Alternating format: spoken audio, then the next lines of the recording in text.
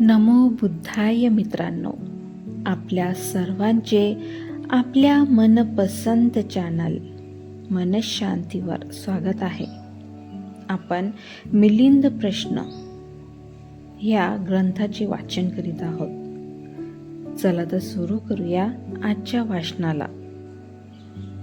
उपभाग 5.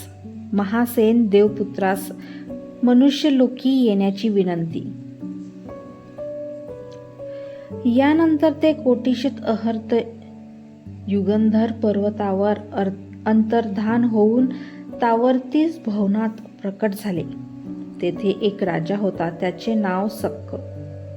त्याने दुरूनच एवढ्या अफाट भिक्षूच्या संघाला येताना पाहिले आणि संघाच्या स्वागतासाठी तो त्यांना सामोरे आला.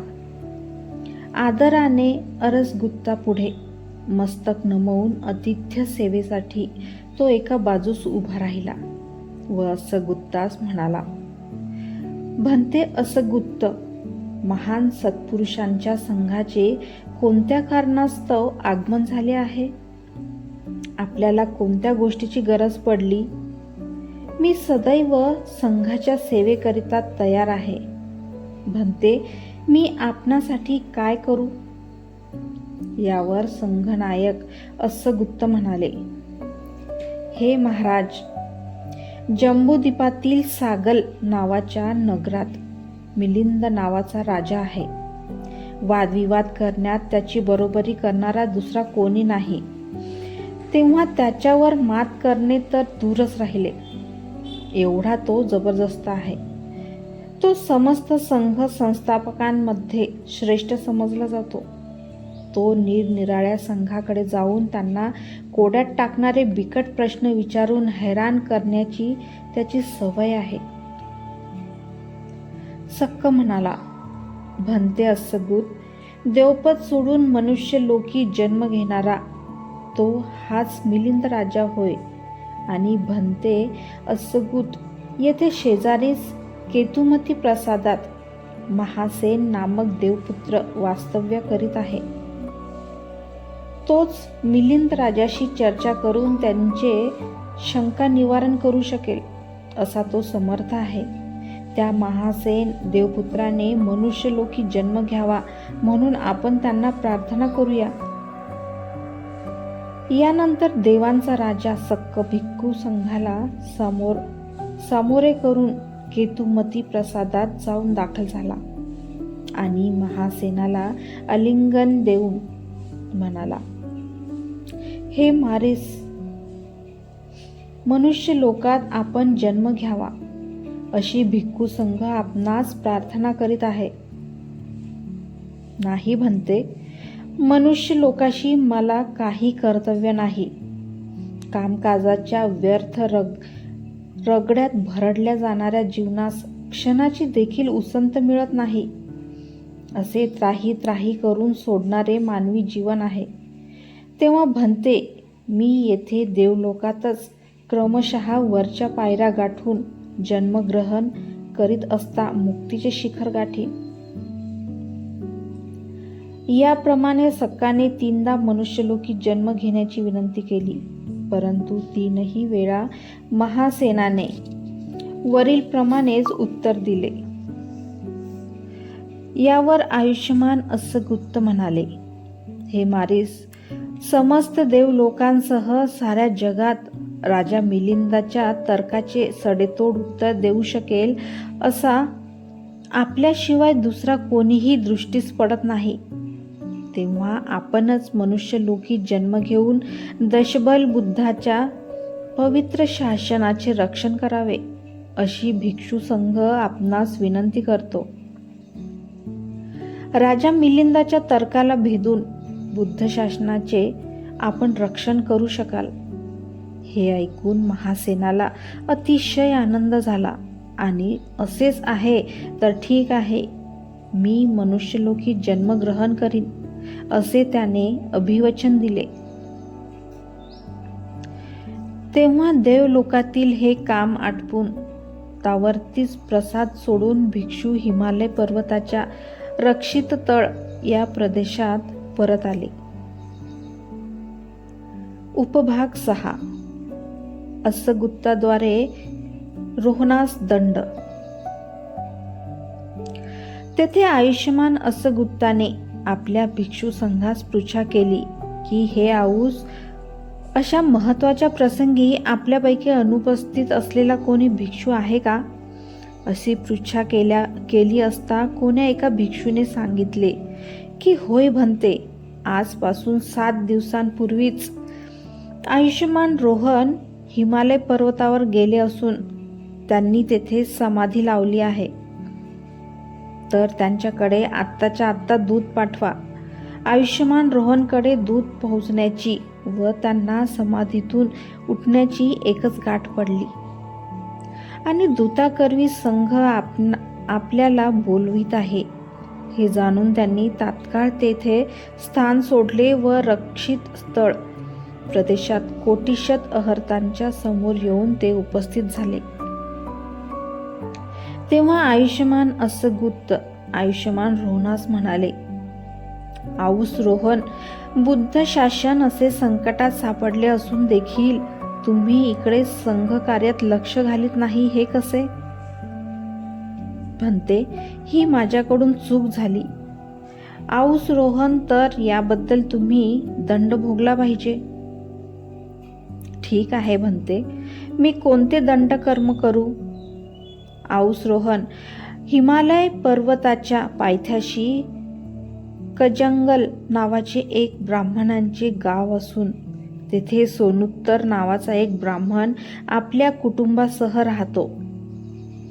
त्या ब्राह्मणाचे घरी एक पुत्र जन्मास येऊन त्याचे नाव नागसेन असे ठेवण्यात येईल.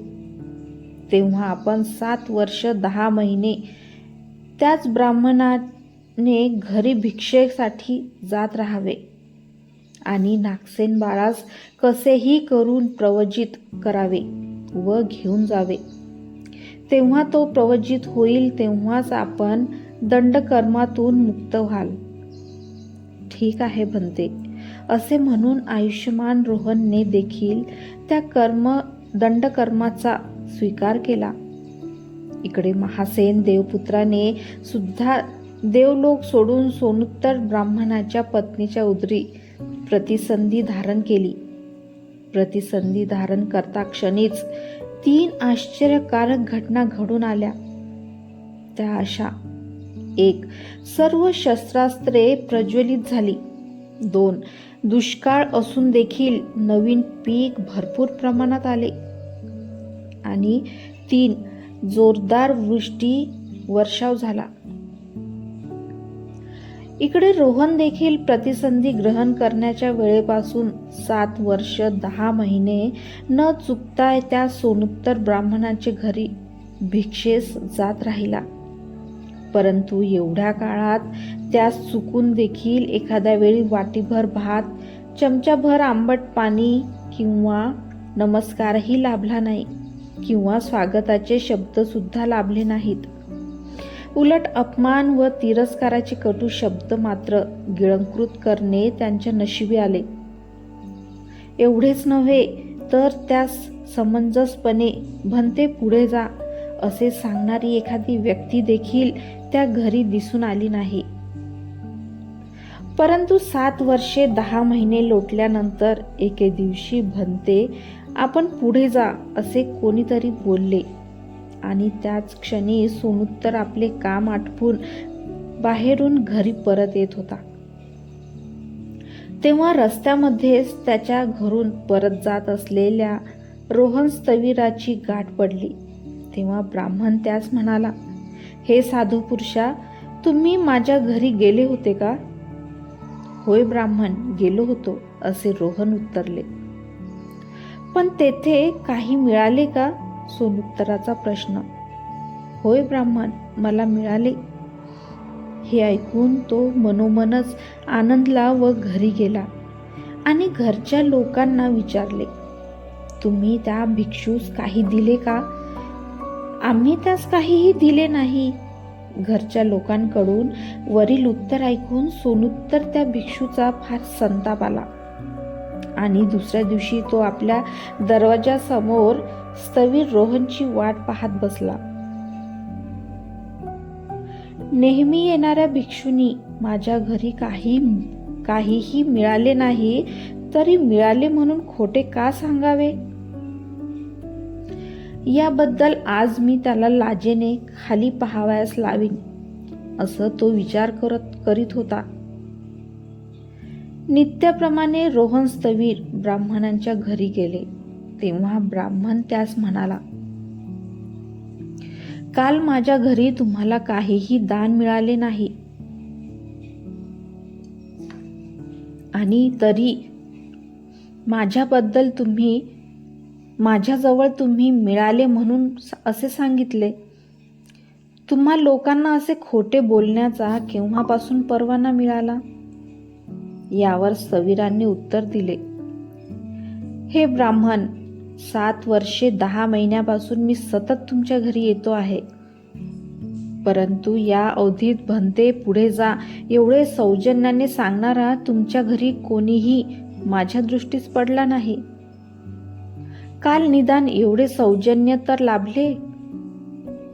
त्याला उद्देशून मी काल तुम्हाला तसे सांगितले, त्यात खोटेपणा काय आहे? यावर सोनुत्तराच्या मनात विचार आला की हे बौद्ध भिक्षू केवळ शाब्दिक सौजन्याने इतके भारावून गेले की प्रत्यक्ष आपणास दानच मिळाले म्हणून आपली भर रस्त्यात प्रशंसा करतात. मग प्रत्यक्ष दान दिले तर आपल्याबद्दल केवढी कृतज्ञता व्यक्त करतील. या विचाराचा सोनुत्तर ब्राह्मणाच्या मनावर चांगलाच परिणाम झाला आणि त्याने आपल्याकरिता वाढलेल्या भोजनातून वाटीभर भात आणि त्यानुसार व्यंजन त्या भिक्षूस दान दिली आणि म्हणाला, यापुढे माझ्या घरून दररोज असेच दान आपणास मिळेल. त्या दिवसापासून त्या भिक्षूच्या विनयशील आचार विचारांचा त्या ब्राह्मणावर खूप प्रभाव पडला. त्यांनी दररोज आपल्या घरी यावे असे त्यास वाटू लागले आणि यापुढे नेहमी आपल्या घरी भोजनास यावे म्हणून त्याने स्थवीरास प्रार्थना केली. स्थवीर रोहनने चूप राहूनच निमंत्रणाचा स्वीकार केला. दररोज भोजनापर्यंत जाण्यापूर्वी रोहन स्थवीर काही ना काही भगवान बुद्धाचा उपदेश करीत असत. मित्रांनो, आजचे वाचन आज आपण इथेच थांबवूया. उद्याच्या